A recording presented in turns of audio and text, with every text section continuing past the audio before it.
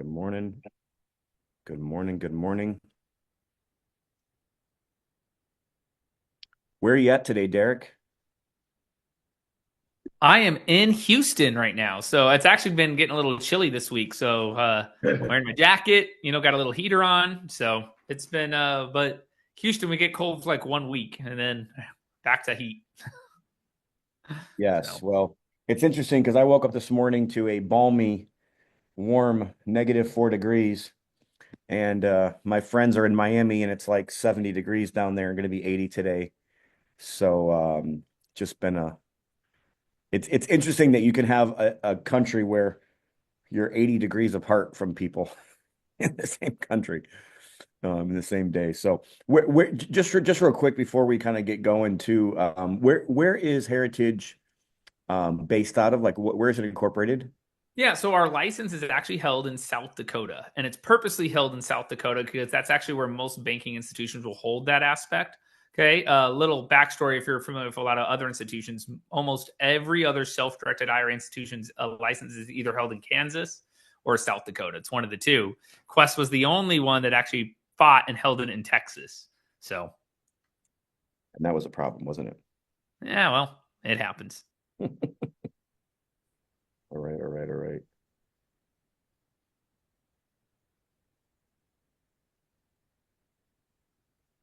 All right, we'll wait a minute or two for some more people to jump in. Normally, a bunch of people jump in right here in the first couple minutes. There we go. Some more people hopping on. I see a lot of people with their note takers out there, People have note takers now. It's the new age thing here. right? What's funny is I try to use it and then I realized I never went back and really read those notes. It's I just know. too much, and it's I get better if I'm either just paying attention or taking my own notes and just use some key bullet points. But Yeah, the note takers are really good to have for your meetings, like for your company meetings and such, quarterly meetings and yearly meetings and all that kind of stuff. That's been the best use for us at least. Good morning, Jim. I see you over there. You might have to mute yourself there. So everybody is muted right now. We do allow you Great guys to to see everybody. How yeah, are you? I was just telling Derek, it's a balmy -4 degrees here in Northwest Indiana. So Beautiful. And I was just talking to a buddy of mine in Miami, and he said it's going to be 85 today in Miami. And I was like, how can it be a difference in 80 degrees in the Well, same you're going to be country? in Fort Lauderdale in a couple days, Tom. Yes, I am so looking forward. I'll be there Friday as well. Yeah, I'm coming in Friday night, so I probably won't be able to go to that. I think they normally do a little get meet and greet on that night, but I don't think I'm going to be in town for that. But I will see you on Saturday for sure. Right. Excited about that. Definitely am excited about that cruise. So, well, cool. Welcome Dee. Welcome Sabrina. I see Mike. I think my mom hopped on. Jody, thank you for hopping on tonight and today and learning. Just connected Derek with my mom yesterday with a rollover she needs to do here. She just turned. I won't say how old she is, I guess, but she just had a birthday and she just retired officially from the hospital. So that was we're having a celebration for her tonight.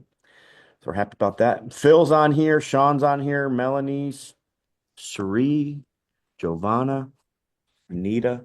All right, so I'm gonna kind of just get into it. I know people will just be hopping on over the next couple minutes here. And that's all good. Um, that's all good. No big deal. So we'll make this happen. We'll get the show on the road. All right, so let me get here on my screen and get slideshow play from start. All right, everybody, welcome to the Dealmaker community calls every month. We hop on here. We have got, I think we're almost up to 20 new local Dealmaker clubs around the country, Jim. I'm excited about that. Starting to see some different things that are coming in with I our think in the last month, Tom, we've had at least four because we had Portland, Southwest Florida, Central New Jersey. I mean, they're really rolling in. We got Southern New Jersey coming in next, and then another one in Pennsylvania, I think, soon after. So thank you guys for all of your support, your love, and your helping us grow. Yeah, thank you guys for spreading the word. That's awesome. And you know what, you know what's really interesting to me, Jim, is like the quality of people Yeah, for stepping up and I saying, agree. I want to be a part of this. People that have already ran groups before, people that Yeah, are already pretty successful are saying, hey, I want to be a part of this. And to me, yeah, that's just super exciting to me. I Uh, love it. and it's really cool. So every month, if this is new to you guys, every month we do these calls, and it's just an extra way to be able to learn and connect with the group. Today's call is going to be a little bit different. Sometimes these are very teachy. But Derreck wants this to be as much roundtable and as many questions as you possibly can ask. So we're going to be talking about IRAs today. Just keep that in mind. Get those questions ready. Get that chat bar ready. Last month, Felipe, like he rocked it, didn't he, Jim? I mean, he was just a rock star. I didn't know him that well, and I'm like, wow, this guy's like, No, Dealmaker Texas has amazing people, and Felipe is one of them. And we also got Nosotros. I see Giovanna's on. It'll be our second Latino group is getting ready to start. This one in Dallas as well, and that it is great. I love it. Yes, I it's so agree. cool. I love it as well. And he honestly, this dude is a genius. If you guys didn't get to watch the last call, you guys can go to the website there and watch all of our last calls. But I promise you, the way he has his numbers dialed in, the way he thinks about a deal, where his story, where he came from, I promise you, it's worth going back and listening to. Today, we're going to talk about understanding self-directed IRAs, and probably also a little bit about what Heritage IRA can do and how they differentiating themselves. And I'm really excited for Derreck. I'm really good friends with Derreck. I love Derreck. I believe in him. And I'm excited. He's going to be at Dealmaker here next month. And he's also going to be at the Gary Dealmaker in September as well. And also, he's also going to be at a little note conference that I'm putting together with Andy Teasley here in Gary, Indiana, in May as well. So I'm excited about today's call. Myself, I've been pushing people to Heritage over the last couple months here, and I'm excited to hear what he has to say. Do want to kind of remind everybody about the Lowe's and Sherwin-Williams discounts. We are working right now with, I think Jim is working with Floors and More, which is a larger flooring company. And they're adding a discount for all of our Dealmaker members. And Floor and Decor is the newest one. They're reaching out to everybody who's already signed up. Yes, Floor and excellent. Decor is the new one, but Lowe's and Sherwin-Williams and more. Yes. We're working on insurance right now as well, trying to get you guys the best prices we can get you guys on everything. So I know that we're working on something. I think we actually already have something with Inspira, but we're also working with Derreck on something with Heritage as well. So we'll make that happen. Upcoming, I want to make sure if you guys don't have your tickets, you got to get them now. I know this is going to sell out. So and it's a big venue. So you guys are going to love Dealmaker 2025. March 26, 27, and 28. Mary Hart, who is actually our next speaker here on these community calls, is going to be the keynote speaker for that event. Jim, you just want to take a couple minutes and just talk about, like what to expect for that event if nobody's been? I mean, it's coming right up. We got a lot of signups in the last 2 weeks. So if that's one of you guys that are on right now, thank you, thank you, thank you. I expect 300 plus people. I think it's going to be amazing. We got great sponsors, the best speakers, I think, in the country. It's an amazing culture of building your mindset and epic networking, and really a big mix. I mean, from note investing with Eddie Speed to some Jeff Watson, wealth building, Mary Hart, Jeffrey Taylor, Lindsay Jensen's going to speak on arbitrage and things like that. It's going to be amazing, Tom. It's going to be so good. We're going to do another one in October as well. So Excellent. look forward to that. Well, we have the That'll be September in one in Gary as well. So you guys got events all year long going for the Dealmaker community here. I love to just kind of just other people in our network try to promote their different events as well. So Landshark University, if me and Jim are actually going on a cruise, we're leaving Saturday with Investor Addicts. That's another person in our community. But Jerry Ricky and Sam Ricky in our community does this Landshark cruise. If you're interested in something like that, this is the information for that. And then also did want to kind of give a plug for Wendy Sweet and Sunrisers every Friday morning, guys, 7:30 a.m. Eastern, 6:30 Central, if you guys are in the Central Time Zone. I know some people are out west, which is even earlier for you guys, for the super early bird risers out west there. But this is a Christian real estate group, and I cannot speak more highly of many people around the country than Wendy Sweet and the people that she brings in. I think Derek was actually on that call last Friday as well. But me and Jim frequent those calls. I try to jump on as often as I possibly can. But every one of these calls and every one of these things, guys, just keeps us connected. Gary Dealmaker, September 4, 5, and 6, right here in Gary, Indiana. Make sure you guys get your tickets for that as well. And then this is the last time I'm going to be able to talk about this, I believe. So I am doing a missions trip trying to raise about $30,000. Right now I'm at $24,000. So I got about a month left to raise about $6,000.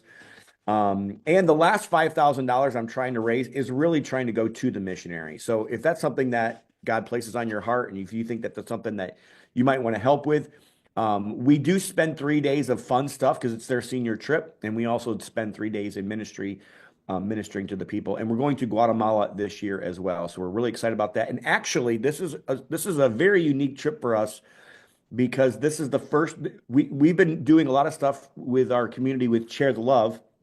And this is the first group that I know of that's going to be able to do something together. So Share the Love is actually going to be able to do a drop right in the middle of these kids' senior trip.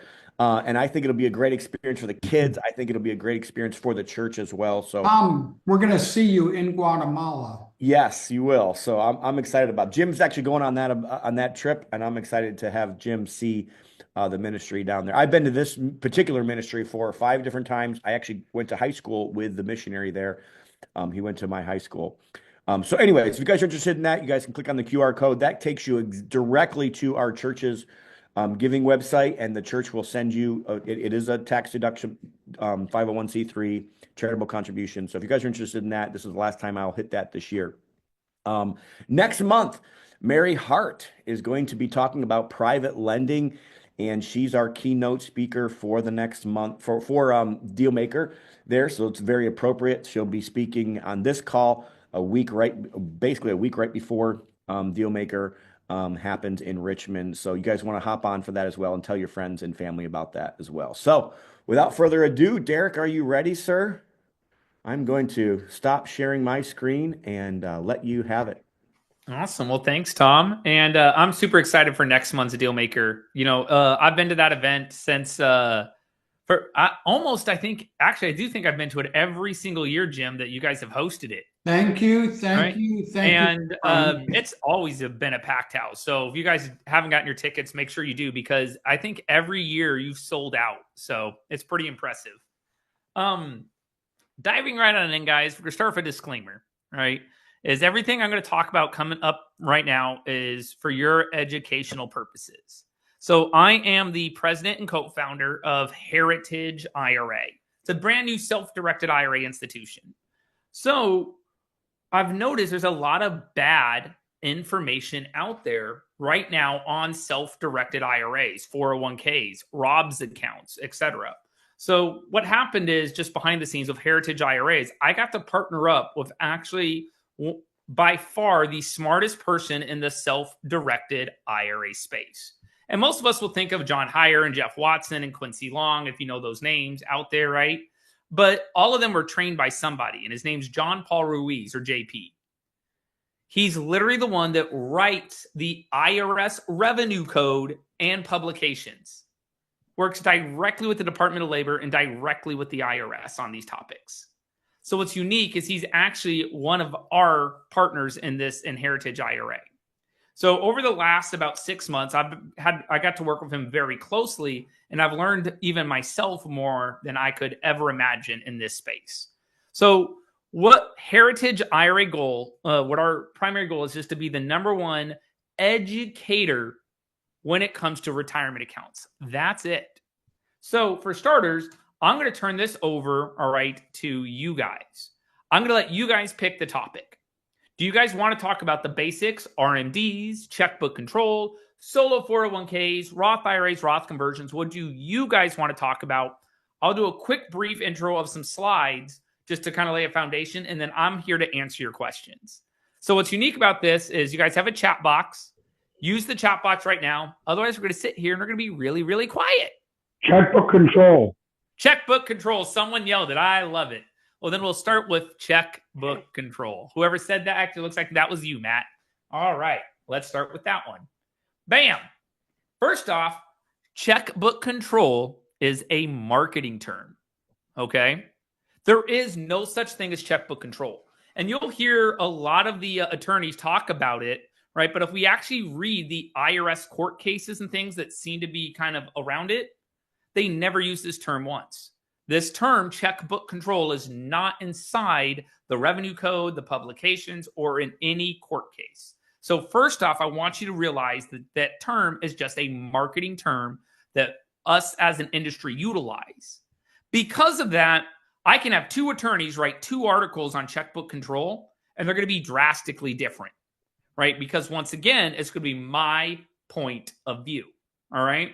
So ultimately, at a bare level, we're going to use the term as, hey, look, this is a way for your IRA to have direct access to the bank account without you going through the custodian. Now, when we go through these processes, the number one question is, well, who's the manager, who's not the manager? And we kind of dive into that, okay? So let's first lay out what it looks like. When we're looking to have checkbook control for an IRA only, all right, 401ks will be different. But for an IRA, your IRA, as you can see, has to set up an entity in the middle. Call it an LLC, call it a trust. Depending on who you talk to, they'll tell you different scenarios and what they like better. Then from there, the entity that you created can go do unlimited investing. The reason people like this is A, it's cheap on fees. Boy, is it cheap on fees, right? This is the best way to avoid paying IRA custodial fees at any level, all right, at any institution, at any company you're at. All the way from Equity Trust, probably the oldest self-directed IRA company, down to me, Heritage IRA, the newest IRA company, and everyone in between. Gives you a lot more control. You don't have to fill out forms like direction of investment forms or anything along those lines, or bi-direction letters. Gives you some more anonymity, and you can have multiple IRAs in this aspect. So notice, in this case, the IRA is the one creating or ultimately setting up this entity. So the IRA is not a real person, and I'm going to use the term LLC moving forward, but you can exchange this with a trust, okay? The IRA is labeled as the member. As a member, they're the owner. So who is the manager? Like, that is the big question. And this is where all the debate comes into play, right? Is the IRA is not a real person. The IRA is the owner. IRA is the member. Can I be the manager, or does someone else have to be the manager? And the reason we have so much debate on this topic comes directly from the IRS revenue codes. And if we think about for a minute the difference between an IRS revenue code and an IRS publication. An IRS publication says I can contribute $7,000 to my IRA. How much can I contribute? $7,000. No ands, ifs, buts about it. That is what you can. So there's no debating on that. Revenue code is a lot more vague. And this is typically in tax court where we see a lot of our court cases. So if we look at IRS Revenue Code 408, little a, there's a difference between the little a and the big A, right? It says that you have a fiduciary responsibility to your IRA to provide the best guidance possible. So if I'm my own manager to my IRA-owned LLC, I have a strong argument that says that I'm the best person to guide my IRA. However, if we read IRS Revenue Code 4975, Section C, subsection C, just to be specific, it says you can't provide services to your IRA. So when I'm the manager to my IRA-owned LLC, is that a service? Some attorneys say yes, and some attorneys say no. Notice we have two IRS revenue codes contradicting themselves. And this is why people get confused and they get all this bad information out there. So let's go ahead and figure it out, all right? And the way we do this is through court cases. What does the IRS say in a court case? And we only really have two to go off of. One is called Swanson versus Commissioner. This court case itself happened in the 1990s, almost 30 years ago. I would argue a lot of things have changed in the last 30 years in tax law. right?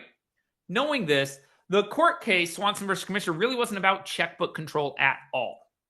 It wasn't about Swanson being the own manager. It actually had to deal with Swanson buying shares of a company from his IRA aspect. Okay. Now, if you would have did a 401k, it would have been fine. There would have been no debate on this. But on an IRA, this did create some problems. So it wasn't about checkbook control, but he had it in this case. The other one that you'll hear that's a lot more recent is the McNulty versus Commissioner case. Once again, this was not about checkbook control. This was actually about false reporting. The McNultys falsified their fair market values indirectly, and they were storing assets inappropriately, which created a problem. Now, they had checkbook control in this case, and the IRS wasn't a fan of it in this specific court case when you read the language because of the way they were operating. But ultimately, once again, that is not what they were going after. So the two court cases that we all have and we go through breaks down to you, the individual, right? And I always say, just remember, if this is what you're looking to do in checkbook control, right? Who is the manager, right? Ask yourself, what is your role in society before you decide on who is the manager, okay? And do you really need checkbook control? Are you buying a semi truck and you're just you need a Prius? So think about these aspects. So what we're going to do real quick is I'm going to talk about what is my role and how my account is personally set up, because I have checkbook control over my IRA. My IRA has established an LLC. And when I read those LLC documents, I have assigned a non-disqualified person to be my manager. So it is not me. Why? I'm an educator. I hold very specific license called a CISP license, all right, that focuses strictly on retirement education. I travel the country. I speak on stage. Also, I've spoken at Congress 8 times on retirement-related topics. I would argue that, guess what? If the IRS could throw the book at someone for holding their own checkbook, it would be me. So when you hear Jeff Watson, when you hear Jim Ingersoll, when you hear Quincy Long talk about these topics, many times what's happening is they're saying, look, from me, I should not be my own manager. Look at my position. Now ask yourself, who are you? Well, Derek, I'm a CPA. I'm a tax attorney. Probably shouldn't be your own manager. Hey, Derek, I'm a fix and flipper. I just own rentals, or I'm a real estate expert. Well, you're probably in a safer category to be your own manager. So the thing is I can't tell you if you can be your own manager or not. I can tell you heritage we allow for you to be. And I'm always going to hold the stance, though, like for me, Derek Long, I don't want to be my own manager. And that's why. So do you see where the confusion comes in with checkbook control? And Matt, I think you were the one that mentioned this. Does this help? And do you guys want to keep talking about this topic? Well, I don't have an IRA right now, self-directed, but I'm hoping to start one soon. Checkbook control seems like the simplest thing. It can be. I've been a part of like a small company 401k with equity trust, and I've done a couple small little loans with different IRAs, and it seems like there's a lot of BS that goes on that is unnecessary. Yeah, and a part of that comes down to just the custodian level, and do they have enough staff to support you? A. B, they get to charge you fees, right? As an institution, I make more money if you don't have checkbook control. I make way more money. Think about it. I charge you $100 every time you buy a brand new investment, $100. So if you have checkbook control, I can't charge my fees. So I'm going to be a lot more open to you not doing it. Probably never heard someone say it that way before. So, Darlene, I see that you raised your hand. Is it about this topic? Yes, it is. Hey, Derek, how you doing? I'm doing great, Darlene. Currently, I have a custodial-owned trust that I've been using for years. I do mortgage notes and stuff in there. In your opinion, as an educator, would you educate on that? Or is that kind of an area that, hey, don't try this at home unless you really know a lot about trust law? So what say you? So the most common misconception, and Jim's going to be like, oh, damn, I fall into that category, right? is if we look back to the 90s, early 2000s, and when I say early 2000, I'm going to talk about 2012 and prior, okay? Trusts were pushed on the public a lot more than an LLC. Go ahead, Darlene.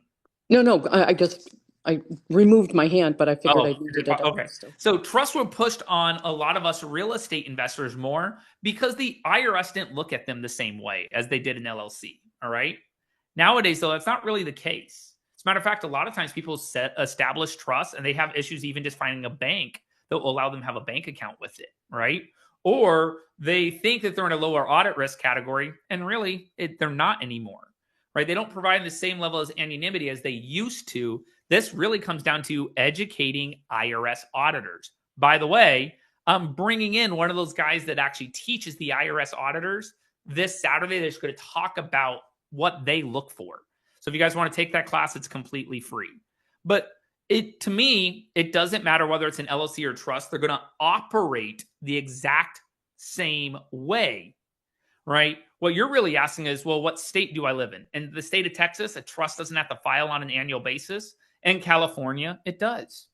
So a lot of times what you really want to be asking is, hey, do I need a trust or do I need an LLC? And I think to answer that question, you have to determine what are your investments, what state do you file in, and ultimately, which one's going to be easier for you to operate. I can't say that one is better than the other. It's going to be based on a situational aspect.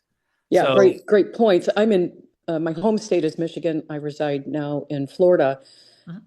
We don't report at all. So I liked it from that standpoint. There was a lot of anonymity and the portability. I just, I call my trustee. There is definitely that line of demarcation as to who's driving the bus on it. She clearly is the bus driver on it. She may even be on this call. So I liked it from that aspect. There weren't really any gray areas. The checkbook LLC was sort of something that was kind of scary for me. And again, I like flying under the radar, but I believe that both of them operate the same way. And see, that works for you, right? And that might not work for the next person. And once again, I support both aspects. And I think that's the problem is too many times you see these people in other institutions, they take such a hard stance on one way or the other. And that's not the right answer. These are self-directed IRAs. You make the decision, not me. I'm here to educate you and hopefully help provide the right guidance. This is a great discussion. It's so funny, Derek, because I remember those cruises 10 years ago. Jim was probably on those as well, when literally Quincy and John would fight over this. Like they literally would fight, say, this one's better. No, this one's better. And then it's kind of funny as time goes by, it kind of seems like it's really what you said. What can you make work? And what can you stay within the boundaries of the rules yourself? Darlene she doesn't really even have checkbook control, but she does. Like if that makes sense. Exactly. And that's why at the very beginning, checkbook control is a marketing term. Remember that, guys. Okay. So how Matt Swanson, owner directed IRA, sells checkbook control and teaches it and stuff like that, right? He's going to teach it different than John Bowens, the owner of Equity Trust. Both of them very knowledgeable guys, been in the space for 20 plus years, both written books, both are very educated. And guess what? Quincy Long's going to fall in the middle. He's going to teach it a different way too. So remember, when we're thinking about this, make sure you're working with someone that's educated in all topics and they can work with you and hopefully help you come to a decision that fits your needs, right? Now, I did get a unique question on here I want to address is, and I hope I pronounced it right, but Suri, Mr. Gandala asks, does Heritage IRA support Rob's accounts? Yes, we do. We're actually, I think, the only self-directed IRA institution that does support Rob's accounts. And if you don't know what this is, it's where we take your retirement account and we allow you to invest in your own business. Oh, that's prohibited. Is it?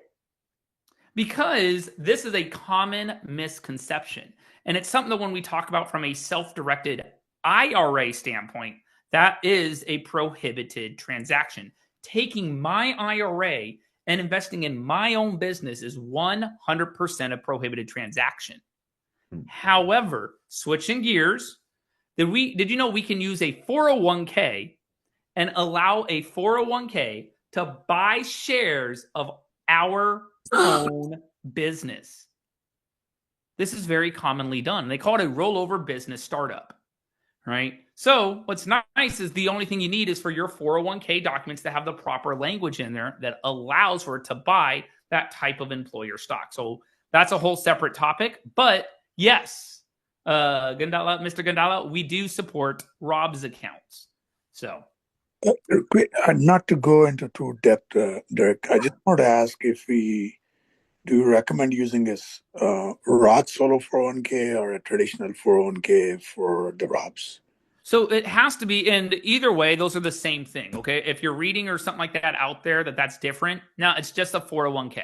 When we say the term 401k, that is actually what part of the IRS revenue code that retirement plan falls under. It's actually called a qualified retirement plan, or a QRP, okay? Those are 401ks. Now, does the 401k document provider, in this case, your IRA administrator or IRA custodian, when they give you those 401k documents, does it allow for you to do a Rob's style account? Yes or no?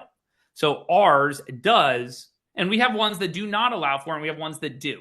So I'm always, when we're looking at setting up someone a solo 401k or something along those lines, that's a whole conversation that we go through to make sure that you can qualify for that from that standpoint. Does that make sense? Does that help?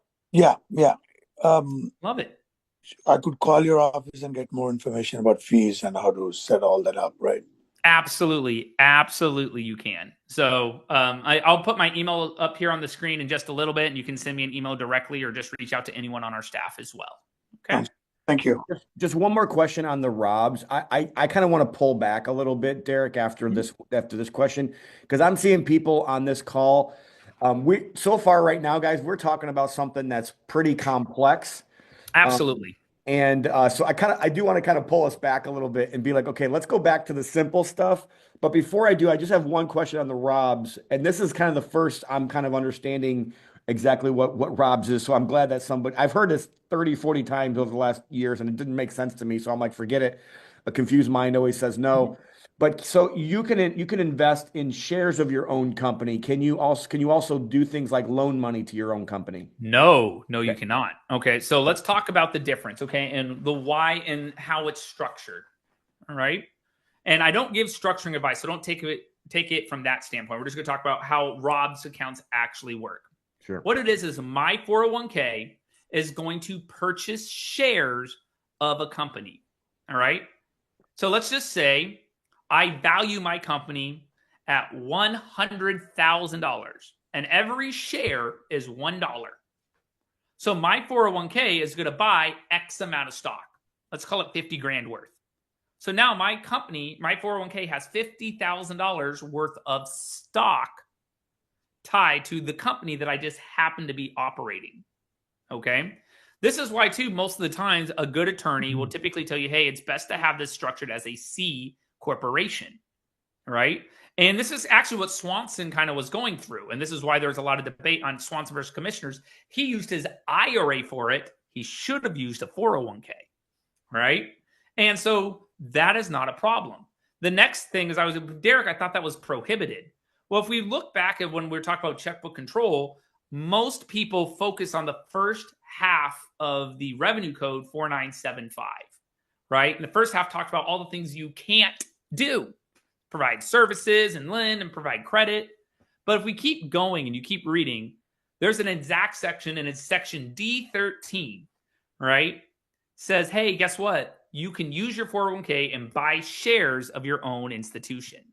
So that's really all it is. People put a lot of thought in what it looks like and what does it mean. No, it's my company buying company stock, or my 401k buying company stock. I just happen to be the one running that said company. That's all. Awesome. Okay. So I think in your little 5 or 6 different, ideas back on your screen there, I think one of them was the basics. And I know that there's people on this call. I'm looking through the people that are here that really need to understand the basics. So I don't know if you could spend, at least 10, 15 minutes maybe. Let's start here, Tom. I always like asking, what is a self-directed IRA? Yeah. We start there. Oh, love it. On the basic slide, all right? So a lot of people, and Tom and Jim are both correct, all right? If we're talking about the basics for a self-directed IRA, just like checkbook control, self-directed IRAs are fake. They're made up. They do not exist. Well, they're great marketing. Yeah. I mean, think about it, Derek. The gift of an IRA came from Congress. I think it's the only great thing they've ever done. Yeah. One of the things is we call it a self-directed IRA, guys, but all it means is that you're going to take your IRA and you're going to invest it, not a financial advisor, not your IRA custodian, not an IRA administrator. That's all it means. So if I Google right now, self-directed IRAs, where can I set one up? Fidelity pops up right at the top of Google, Fidelity. But guess what? Their self-directed IRAs only let you invest in stocks, bonds, CDs, mutual funds, because that's all their platform is set up to handle. Heritage IRA, our self-directed IRAs, only let you invest in what I'm going to call alternative assets, real estate, notes, syndications, oil and gas, something like that. It's not that one is better than the other, it's just different. So when we're Googling self-directed IRAs, remember that term is just a marketing term. So what does it really look like? Step one, all right, is we got to get you in an IRA set up. Right? It's that simple. Fill out an application, takes you about 5 minutes. It really does. Your IRA is considered its very own entity. Your IRA has its own name, its own address, its own tax ID number. This IRA even has its own level of asset protection. So let's say I wanted to buy a rental property. You as the investor go through all the same motions. You found the house, you make an offer, right? You work with your agent, the title company. You work with a bank if it's going to be debt leveraged. But when I read the buyer's name, it's not your name on the contract. It's your IRA's name. That's all that's changing. Since your IRA's name's on the contract, your IRA sends money in exchange for the title of the asset. I don't care what it is. This means that all profit doesn't go to you. It goes back to the IRA. This is all a self-directed IRA is. As the investor, you're not doing anything different, right? It's just what name did I put on that contract, put on that note, put on that subscription agreement. That's all. Now, behind the scenes, the IRS, they really don't care what you invest in. They give you a very short list. Hey, you can't invest in alcohol, collectibles, and life insurance, right? That's it. Outside of that, your IRA can invest in anything else out there, right? You just have to have a custodian or an administrator that allows for that.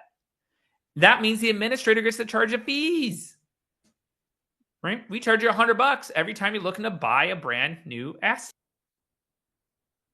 Muted myself just in time to sneeze. Look at that. Now, remember, if we're going to use a self-directed IRA, we got to remember, why do you want one? Okay. First off, should be diversification. If I look at your 401k, you probably feel like you're diversified, but it's all in public assets. Let's take some that move it to the private side or alternative assets. The biggest reason, though, should be tax savings. If I'm an investor and I do a fix and flip and I make $20,000, Derreck Long, personally do that fix and flip, I have to pay taxes on my profit. But did you know you can do that exact same investment using an IRA and avoid 100% of the taxation? That's why we want to see people use retirement accounts. Every class you take, every mastermind, every deal pitching event, every investment you've probably ever looked at can be done in an IRA, and you can avoid any taxes on the earnings.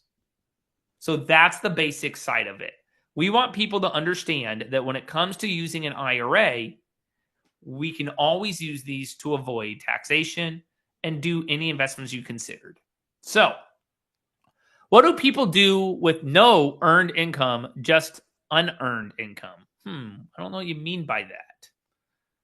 Roxanne, if you want to maybe just elaborate on that question a little bit more, maybe I can help. Somebody was interested in the class, Derek. So they asked to please provide information on the class that you talked about this weekend or something like that. Yeah, I'll just put up a little slide for it real quick. Hey guys, if you do want to set up an IRA, use the QR code on the left. All right, that just sets you up an IRA for free. But the QR code on the right, it's this Saturday Central Time, 10 a.m., is where we're bringing in literally the people that teach the IRS auditors. Now, I have to limit this class, and I'm limiting it to really 100 people. But we're going to allow up to 200 people to register, knowing that about half won't show. That's pretty typical. In this class, it is no PowerPoint. It is 100% Q&A. So this is your chance to ask the people that actually write this stuff the questions, write the answers. The guy that we're bringing on, JP or John Paul Ruiz, has not only certified every single self-directed IRA institution out there, okay? He's worked with all of us and trained all of us. If you look at, close your eyes and choose an IRA institution, that owner, that CEO, those vice presidents, everything, they hold what's called a CISP license. That license has been generated and created by the guy that I'm bringing in to do a Q&A with. So I can only book him for an hour. So you guys will really, really enjoy that class. So hope that helps there. See, explain. Okay, so I got questions on UBIT. We can talk about UBIT in just a minute. For how long are the taxes avoided? Forever? Great question. If we're using a self-directed IRA, right? When I say you avoid taxes, we avoid taxes today on the fix and flip, right? In our example. This means we can compound our money faster if I'm not paying taxes out of it. Now, knowing that, what type of retirement account do you have? If we have a pre-taxed retirement account, traditional IRAs, SEP IRAs, Roth or simple IRAs, right? 401ks, that money does grow tax deferred. What you're really doing is deferring taxes until you're older. But if we can do the same investment in a Roth IRA, it really is tax-free, not just for your life, but even tax-free for your heirs. So we do a whole class on just doing Roth conversions and making sure that you as an individual get those questions answered. So I hope that helps there. So are taxes paid before the money goes into an IRA or when you take the money out? Is there an age when you must take the money out? Yes. So when we're moving money into an IRA, Susan, most of the time it's coming from a previous 401k, 403b, TRS, TSP, something like that, right? There is zero taxes moving or anything along those lines when we go from that bucket to the traditional IRA. If you choose to do a Roth conversion, that's when you'll pay your taxes on the conversion side. So hope that helps. There is an age when you have to remove money, okay, if it's in a traditional IRA or one of those pre-tax buckets, right? What happens is that money is taxed, or the IRS forces you to pull it out starting at age 73 or 75 starting year 2030. So depending on what your current age is right now. The IRS says, hey, you're getting older. We allowed you to defer taxes, but we want our money. So they force you to pull it out. So that starts at either age 73 or 75. Okay, so Roxanne did do a follow-up question. She said, only income from rentals. My understanding is that to contribute to any of these IRAs, you have to have earned income when all income from rentals starts 401k, et cetera. You're right. So if you are looking to make a contribution from your own personal checking to an IRA, then you do need to have earned income. Do not confuse that, though, with earnings from an investment that your retirement account is currently doing. If my IRA or my 401k owns a rental, well, that income comes in, that is earnings from an investment, right? That is absolutely allowed to come in. What you can't do is make a personal contribution from your own checking if you don't have earned income. W-2, 1099, Schedule C. I hope that helps, Roxanne. Any other questions? Well, I got two more things here, Derek. I mean, I'd like for you to go and spend some time on 401k. So I know we're about, three quarters after. I'm not sure how much time you have, But I would like to hit three more things if you don't mind. And if Jim has something else, we can do something else. But I know there was a question about 401ks. So I'd like for you to hit that, that question. But then I would also like to know what makes Heritage different, and what can you provide for people? And then also if somebody wants to get a hold of you, if they want to move their retirement accounts or if they want to set up a new account with you, Sure. how can they do that? So if we could at least hit those before the end of this call. Yeah, so we'll start off what makes Heritage different real quick. And so first off, my email and phone number are on the screen. You can email me or call that phone number. That is a non-automated line that goes to all of our employees, and then we pick up the phone. Whoever gets it, right? If you want to schedule a consultation with me personally, just use my email, reach out to me, and I will absolutely help you in that aspect and sit down with you one-on-one. I don't mind, okay? Heritage IRA, though, we are a brand new institution. Brand new. We launched January 7th. And what's funny is I didn't actually want to launch a self-directed IRA institution. I really didn't. I was asked to multiple times, and it just didn't make sense for me. Officially, though, once Quest was closed down, I had so many people reach out to me. It was one of those things where I was like, you know what? Let's do it. We're going to go forth and we're going to do it. And that was really it. So our goal at Heritage is really to be the #1 educators in this space. And I hope this call kind of proves that. Not just me, but anyone on our staff is going through the same training directly with the Department of Labor, the IRS and stuff, so we can give you guys proper education. I'd argue that's what sets us apart. It really is. Because we're brand new as an institution, we're going to make mistakes, guys. I promise you we're going to make some mistakes. But what's nice is we're here to rectify it. That's why we have things like the non-automated line. All emails are responded to before the end of the day. Every one of our employees knows that you're not allowed to clock out until 100% of your emails are done up to a certain point in time. You email them at midnight, you're not going to get a response, okay? Till the next day. But that's what we're bringing to the table. It's not just the education, but also the ability to sit here and answer your questions. So I hope that helps from that standpoint. That's what we're here to focus on. I tell people, take a chance. Let us help you. Let us work with you on an individual basis. And I think that's what people need, right? That's really it from there. So, Tom, you said you wanted me to talk about something else because I keep getting a lot of other questions. Yeah, 401ks. I also for some reason, I thought there was some extra unique ways that people work with Heritage versus how other operators work from the custodian level. So that really comes down to the 401k side, right? That's only 401ks. That's not even IRAs where they have their own account. That's right. So on the solo 401k side. Oh, and actually, you know what? What's funny is every self-directed IRA institution out there, except for one, and that's us, has what we call an omnibus account. All right. IRA custodians make money in two different ways. One, they make money by charging you fees, but they also make money on your funds that are just sitting. Right? Now, on the money that is just sitting, most IRA institutions now have the ability to go out and invest your money in CDs, bonds, etc.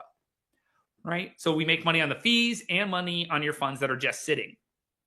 The problem is the money that's just sitting, what happens if your institution invests it inappropriately? They get in trouble. They get closed down, right? And I think we saw a lot of that happen in the last year. As a matter of fact, we saw 6 self-directed IRA institutions get shut down. Wow. It sucks. So you know what we did as an institution? We gave up our omnibus account. I wanted to show and tell people, look, we will never have the ability to invest your money and take that risk, right? We are 100% a fee-based custodian. I would argue that's one of those things that really separates us out, is that since I don't have the ability to invest your money in CDs and bonds and stuff and make money for ourselves, we are solely a fee-based institution. This means I don't make any money until I process your investment. I don't make any money until we get your account fully established. So we want to go through these processes as fast as possible.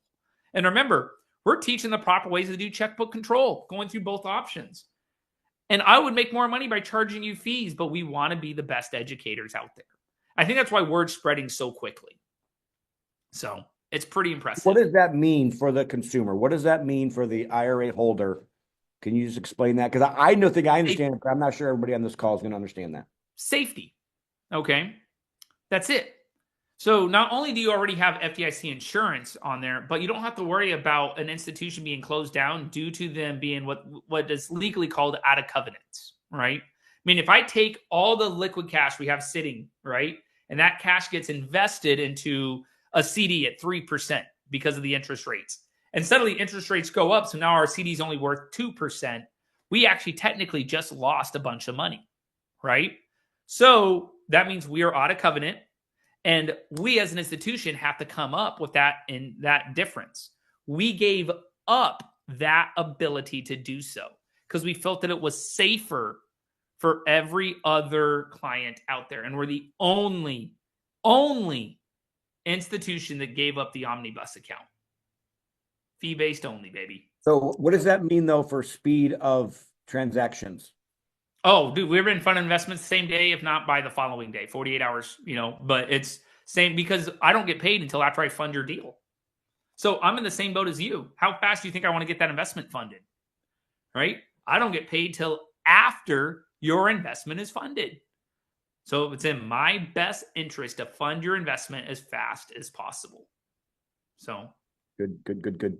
Now, Susan asks, are your fees only the $100 on each transaction also, or do you take a percentage of money invested? Nope. So as a matter of fact, we made our fee schedule the easiest one out there to understand because we only have 4 fees in total. That's it, 4. It's $50 to establish a self-directed IRA, okay? If you're coming from any of the deal maker teams, we will waive your IRA fees 100%. That is not just for this call. This is as long as you're part of deal makers. Right? We're waiving your application fees.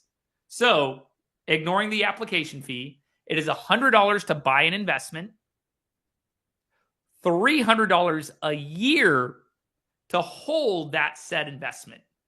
And the only other fee is a wire fee of $35 if we have to wire money out. ACHs are free. That is all the fees. I got rid of option 1 and option 2 and blah, nope, got rid of all of that. We wanted to make sure our clients could fully understand. It's $100 to buy an investment, $300 a year to hold it. Derek, do you have a, sorry to interrupt, do you have a slide to show the schedule of fees? I don't.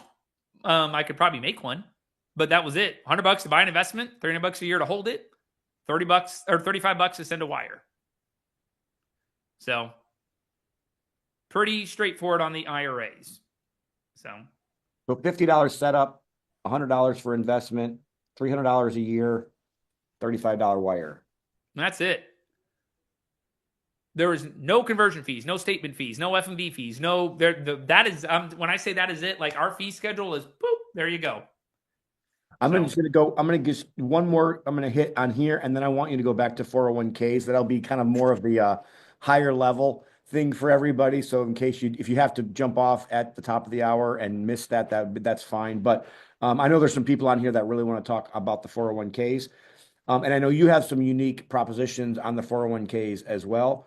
But what does that process look like? So let's just say I have a bunch of accounts right now with a different custodian. Mm-hmm. And I want to get all my stuff set up with Heritage. Can I just call you and everything automatically gets transferred? Is this going to take a while? What if I already have investments that are set up in the other company? Yeah. Just kind of go through that with us real quick for everybody on the call. Sure. So what we actually did is we made it really simple on our clients, okay? Is when it comes to cash, I can't force an institution to send us cash any fashion they're going to. As an example, if you have money sitting with Inspira, right? The cash itself, I am going to have you fill out a transfer form with us. We're going to request that cash. And it could take anywhere from 1 day to 30 days. And that's not an exaggeration, right? But when it comes to the assets, if you get me the proper investment documents showing that you are updating the investment from and I'm going to use Inspira as an example, but it could really be any institution. But it probably says Quest Trust Company, FBO, your name, IRA 12345 did this investment. Now it's moving to Heritage IRA, right? You get me that investment documents, we can do the transfer in the same day, meaning those assets are automatically added to your account. The following day, you can receive payments. The reason that we structured it this way is when you sign up for an IRA with us, we give you a separate 5305 document from the IRS. And on there, we're acknowledging that we're going to take control of those assets from that standpoint. So what's nice is you acknowledge it, we acknowledge it, meaning the same day I can accept those assets and you can start getting payments. So assets are actually faster than cash, the transfer. That's very interesting. Okay. Yeah. So basically, the process just looks like, we just get with you, you make us fill out the forms, and then that's all we have to do on our end. And then we'll start seeing things like the assets will go right to your, do you have a portal yet? Yes. Yep. Okay. Our clients have a full online portal, just like any other institution. I feel like most companies have some sort of online portal, So, yep, you have a full online portal. You can log in and check your account, your balances, all that good stuff, any assets that are in there. But on the 401k side, we have some extra things that are added to your portal, which are really unique too. So perfect. All right. There's two questions here I want to get to, and then we can talk about 401ks. What regulatory agency monitors your organization? Department of Labor, right? And this holds true not just for me, okay, but every self-directed IRA institution. If we just go from the top, right, it goes to the Department of Labor, which oversees a bunch of other aspects. One of them is ERISA, right? And ERISA pretty much oversees the retirement aspect, which that means that we're indirectly regulated by the Department of Labor.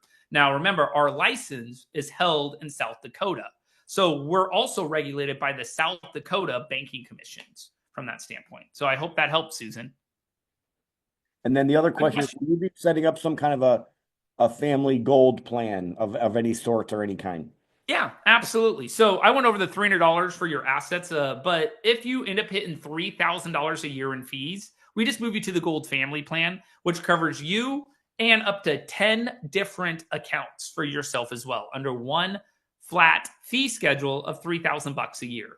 That also gives you a specialized treatment where you're going to have an assigned retirement expert that will work with you for every single transaction with you and your family. And the reason this is important, it gives you the ability to build rapport with someone throughout the years.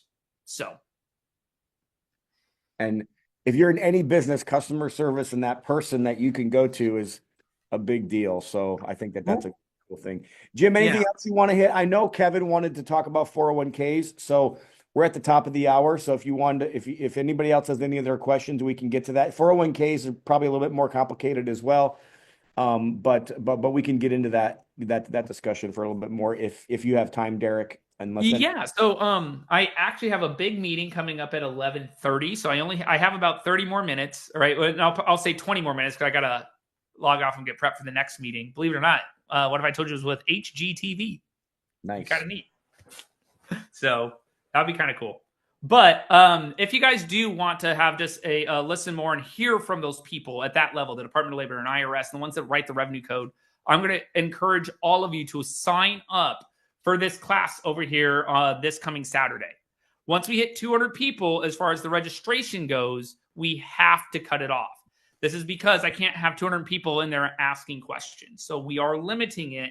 So make sure you get registered if you want to sign up. If you want an IRA, use the other QR code. You'll see it takes 4 or 5 minutes to fill out an application and bam, you'll have it set up. On the 401k side, right? Switching gears real quick. All of you out there probably should have never set up a self-directed IRA. Every single one of you. I'd say more than 90% of you should have set up a solo 401k instead. Do you know why you didn't? Because as an institution, other institutions, and this includes Quest and Equity Trust and everyone else, and Directed IRA and New View, I don't care where, iPlan, all of them, right? They didn't have the proper education on solo 401ks. We didn't, not at the time. They're also very complicated in the aspect of tax reporting, bookkeeping. More than 95% of CPAs out there didn't know how to do the tax reporting. Do you remember who my partners are? JP. There we go. So because of that reason, we have developed one of the most unique 401k aspects out there. And here's the thing is when you choose to set up a solo 401k, first off, you can put yourself and your entire family under one plan. One plan. You can make contributions up to $153,000 a year, right? Which I think is just super unique, okay? So what we're going to do is we're going to talk about it, right? And first off, they follow the same rules and regulations as an IRA does for the most part, all right? And notice we call it a one participant plan. But when we say one participant, right, people don't understand what that participant means. It means it's under really a employer, right? So who is that employer? Well, it's me. I'm the employer. Who else is an owner of my business? Do I want to label my wife as an owner? If so, she can participate. Do I want to label my kids as an owner? Then they can participate. And suddenly, you can have a 401k with you, your wife, and your kids all in the same plan, right, under one aspect, and all have different Roth buckets and pre-tax buckets and everything else. So this is why I love to talk about the contributions first. Notice we can actually contribute up to that $153,000. I love that. Knowing this, you choose when making this contribution. Do you want to take that as a tax deduction? Or do you want to put it all in your Roth despite your income limit? I make too much money to qualify for a Roth. Nope, not in a solo 401k. Notice we can use a solo 401k and contribute so much more money. But that's just not it. You can also lend yourself money. I've seen people set up solo 401ks to pay for mastermind programs, right? They use the retirement account and lend themselves 50 grand to cover that mastermind program, to buy a new car, to buy their first investment outside of their retirement account so they can make money today.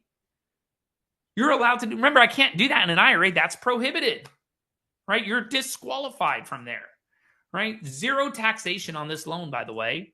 The IRS gives you 5 years to pay it back. Okay. The interest on the loan is paid to yourself, and you can use the money for anything you can imagine. So 401ks are huge in that advantage. But that's not it. Someone mentioned, Derek, can you talk about UBIT? Well, UBIT applies when your IRA borrows money or is running a business. Well, what's nice is when the 401k does one of these investments, it's actually exempt. Not from UBIT, but from a subsection called UDFI. So the 401k, right, can actually do so many more investments and be exempt from all those taxes and stuff that you get scared of when you hear the term UBIT, right? So overall, the 401k has a big, big advantage. There's even one bigger aspect too. So I told you early on, almost no CPAs know how to do the bookkeeping, record keeping, or the tax reporting. For those of you who know John Heyer, if you want him to do your 5,500 form for your 401k, he charges $5 grand. We do it for you for free. That's unique. We give you all the tools, the software, the ability to do 100% of the tax reporting through a TurboTax style program. You answer yes, no to a handful of questions and plop, there's your tax forms.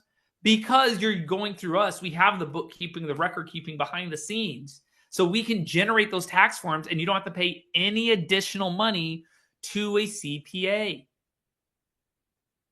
That's the best thing out there. It really is. 401ks are in relative too cheap compared to the IRAs. Notice on the IRA side, a gold family plan for up to 10 accounts is $3,000. For the 401k, it's a flat fee for $1,500. And at Deal Maker, we actually knock off $250, so $1,250. So $1,250 for your 401k. and you can be in it, your kids can be in it, your wife can be in it, your participants, right? Your spouse, it doesn't matter, all under one fee plan. So the 401k comes with its own checkbook control. It comes with so much more than just the IRA side. So if you qualify for it, right, you absolutely should be having a 401k. So If you I have really a think that 401, if you have a current 401k or 403b, can you convert to a 401k? yeah, that's not a problem. That's very simple. It's actually probably one of the most common ways to fund it. Right? We roll over that 457, 403b, that old 401k, something like that, into the solo 401k. Very common. It's not even reported to the IRS. All right, so we got 2 more questions, and then if anybody else has questions, we'll be done. But 2 more I've got one as well, so Yeah, go so, ahead, take these. Ken is asking if Saturday is going to be recorded. It's funny, as we were on this call, I actually signed up for it, and I'm like, you know what? I'm just going to get on that boat a little bit late and maybe just watch it in my hotel room. It's okay. Nobody really gets together before 1 o'clock, anyways. So we'll see, or maybe I can just watch it on my phone while I'm in the Uber or something. But anyway, so that's the first question: is will that call be recorded on Saturday? And then So it will be. We will release the recording afterwards, as long as you signed up for the class. Okay. So Ken, if you want to watch that, then that's a good idea. Maybe I'll just listen to I already signed up, so I'll get that. So basically, if you sign up, they'll have your email and they'll send that out to you, it sounds like. Yep. And then the second question before Jim's question is, Ken asks, if you flip a home in your IRA, how many can you flip a year and not have UBIT come in? And then obviously there is probably a question here, Ken, back to you. Is this in an IRA or a 401k? Because I think the answer is different. Nope, it's not different, believe it or not. Okay. So when we're flipping properties, the debate between attorneys comes down to, hey, when flipping houses, when is it considered running a business? We have zero case law on this. All right. So if I talk to Jeff Watson, he'll say 1, 2, 3, 4. That's probably it. If I talk to Matt Swanson, he'll say 50 to 100. All right. Doesn't matter. Right. Because, and the way he relates to it, it says, look, can I buy and trade stocks in my IRA? Absolutely can. How many can I do every single day? Ultimately, it's just labeled an asset. So I don't have an answer for you, right? I have zero case law that states it brings on UBIT. The scare is, though, could I make an argument, all right, that, look, you as an investor, you're flipping properties outside of your IRA and you're flipping properties inside of your IRA. Now, I can make a much stronger argument that you, the individual, are running a business. So the problem is, most of the time, people, when you ask that question, it's so vague. I need to know a lot more about you. And then even once I know everything, I still can't give you a proper answer. I have 2 high-end attorneys, both familiar in the space, that give me drastically different answers. Why? The IRS revenue code doesn't state how many you can do. It doesn't state whether it's going to bring on UBIT or not. Everything I just mentioned is speculation. Okay?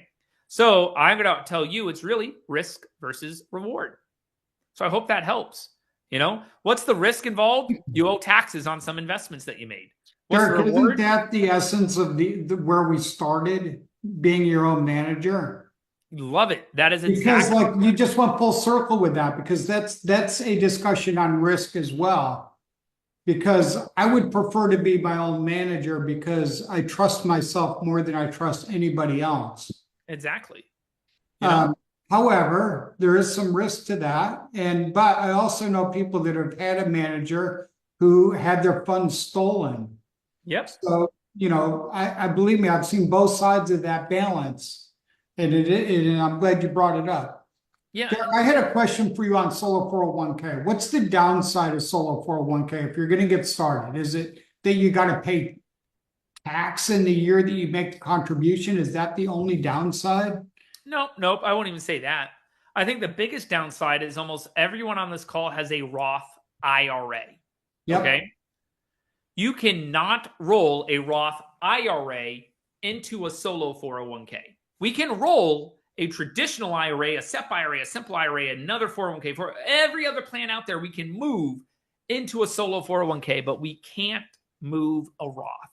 That's the I wish biggest. they would allow that to happen, don't you? Well, so in 2022, we actually proposed that, all right, under the Secure Act 2.0. That portion didn't pass, but it's still sitting there at the Congress level. Okay. So is it going to pass anytime soon? Probably not. But the fact that it's still sitting there, we like to bring it up to them as often as possible. Like, hey. Now, the other downside, Derek, really is the bookkeeping side, right? But you guys have like mastered that. We have. Yeah. So on the bookkeeping and record keeping side, and this is where it comes down to the education, is we used to tell people, hey, look, if you're going to have a 401k and if you call any other institution out there, here's what they do. They sell you plan documents and they say, good luck. Go figure it out. We don't do that at Heritage. What we do is we actually have created the proper bookkeeping and record keeping software that will also generate the tax forms for you to eliminate that risk.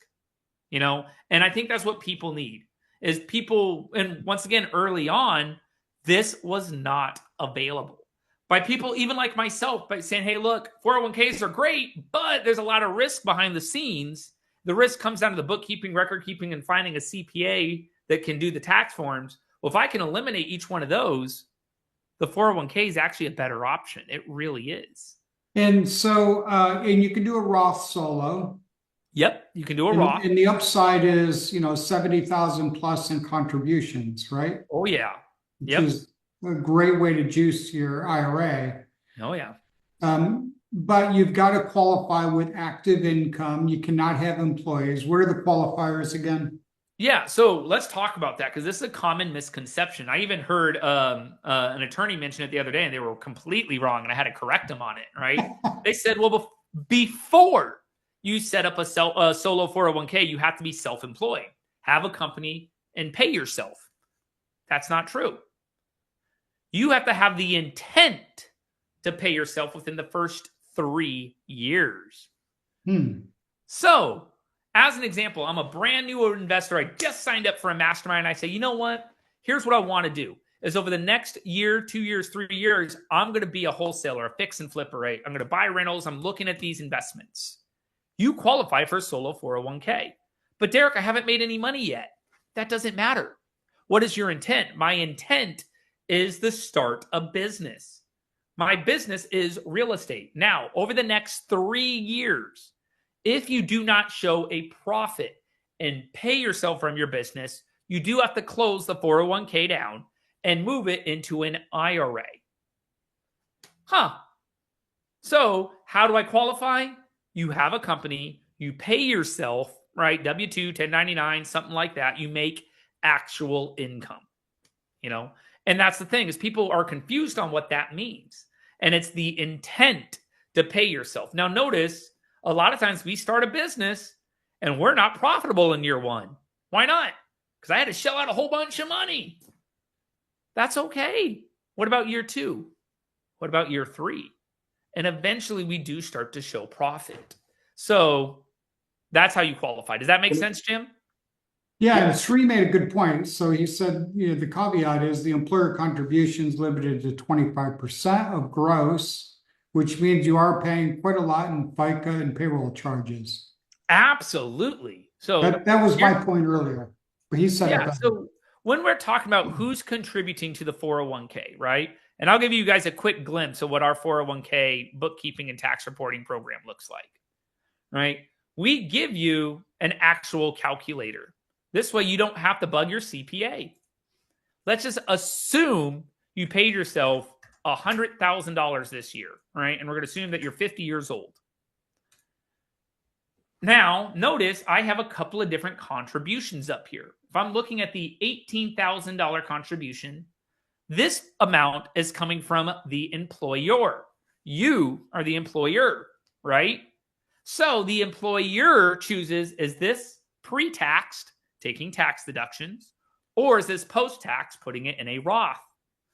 Notice the other bucket is you, the employee, right? As an employee, I make the same distinction.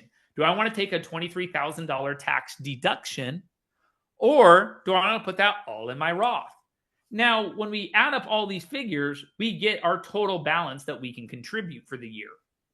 Notice if I only paid myself 10 grand Okay. You would think you just subtracted 0. That's not actually correct. Right? Because there is a lot of calculations going to go on with FICA and Social Security. We already have it calculated for you. I've already done all the work. No one else out there can do that. And that's why I'm so proud to launch Heritage IRA from this standpoint and show people what we can actually do for you, the investor. And so I love to give this example because if we talk to the average person, remember at 100 grand, you would assume, oh, well, all I do is just say instead of 49,000, it's 4,900. Nope. Notice at 10 grand, I can actually contribute almost 90% of my check, more than 90% of my check. So it's unique when we think about those aspects. So Good. It's good. Very good. yeah. I only got about 4 or 5 more minutes, guys. So I do want to just, real quick before we kind of start to close things out, right? Is I appreciate Tom, you, Jim, you guys. When I was launching Heritage IRA, I called both Jim and Tom, and I remember asking you guys for advice, right? Asking you guys for guidance. And I think that's one of the things that both of you have really brought to the table over the last 10 to 15 years. And I've known you guys since about 2016. So almost 10 years now, right? And what's unique about that is you guys don't get the credit necessarily you deserve.